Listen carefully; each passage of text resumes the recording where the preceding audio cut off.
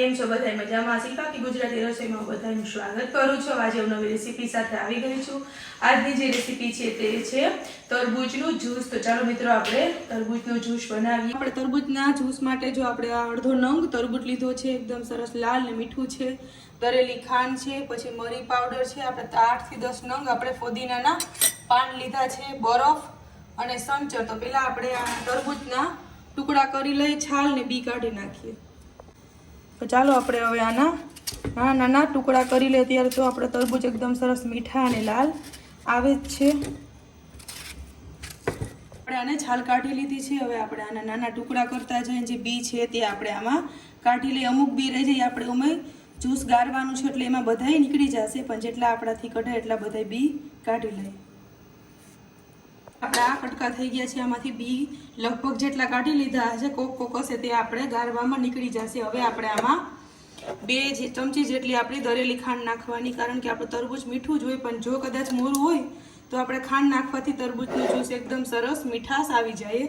અડધી ચમચી જેટલું સંચર, અડધી ચમચી જેટલું આપણે મરી પાવડર, અને એમાં 5 થી 6 નંગ આપણે ફોદીનો ઉમેરી દઈએ।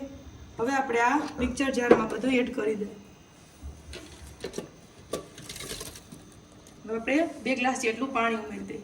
હવે આપણે આમાં થોડું પાણી ઉમેરી દઈએ અને આપણે 4 થી 5 નંગ જેટલા બરફના ટુકડા આમાં એડ કરી દઈએ। એકદમ સરસ ઠંડુ બને, પછી ઉપરથી પણ એડ કરીશું। હવે આપણે આને ક્રશ કરી લઈએ।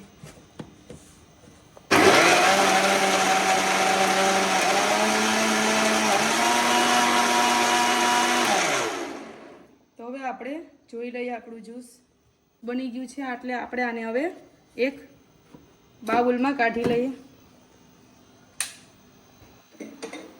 હવે આપણે આને જાર લઈને બધું ગાળી લઈએ। આમાં આપણું જો કે ગાયરા વિનાનું પીએ તો બહુ જ સારું, ફોદીનાનો ટેસ્ટ બહુ સરસ લાગે છે, એટલે મેં 1 ગ્લાસ જેટલું હું ગાયરા વિનાનું રાખીશ ને બીજું આ ગાળી નાખીશ।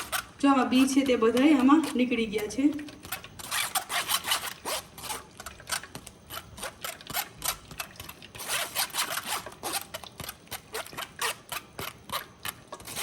હવે આપણું સરસ ગરાઈ ગયું છે। જો તમે જોઈ શકો એકદમ સરસ કલર પણ આવી ગયો છે, ઓરિજિનલ જે આપણો તરબૂચનો છે એ છે। ગ્લાસમાં 2 બરફ જેટલા ટુકડા એડ કરી દઈએ અને આપણું આ તરબૂચનું જે જ્યુસ બનાવ્યું છે તે આપણે આમાં એડ કરી દઈએ। જો તમે જોઈ શકો એકદમ સરસ લાલ બન્યું છે। મેં આમાં કંઈ કલર કે એવું એડ નથી કર્યું, જે તરબૂચનું છે એ જ ઓરિજિનલ આપણે રંગ રાખ્યો છે, કારણ કે કલર આપણા પરિવારને બાળકો માટે બહુ જ નુકસાનકારક છે। એટલે જે મારા દ્રાક્ષનો વિડીયો જોયો હોય તે, જે ના જોયો હોય તે ચોક્કસ જોજો, અને એમાં પણ જોજો, એનોમાં કલર મેં ઓરિજિનલ જ રાખ્યો છે, જેથી આપણે નુકસાનકારક છે કલર નાખીએ। હવે આપણે આ થોડાક ફોદીનાના પાનનું એક સરસ આ ફૂલ રાખી દઈએ। તો આપણું તરબૂચનું જ્યુસ તૈયાર થઈ ગયું છે। જો લોકોને મારી આ રેસીપી પસંદ આવે તે મારી ચેનલને લાઈક કરો, સબસ્ક્રાઈબ કરો, શેર કરો અને બેલ આઇકન દબાવવાનું ના ભૂલતા, જેથી તમને મારી બીજી નવી રેસીપી જોવા મળે। તો બીજી રેસીપી સાથે મળશું, ત્યાં સુધી બધાય આવજો।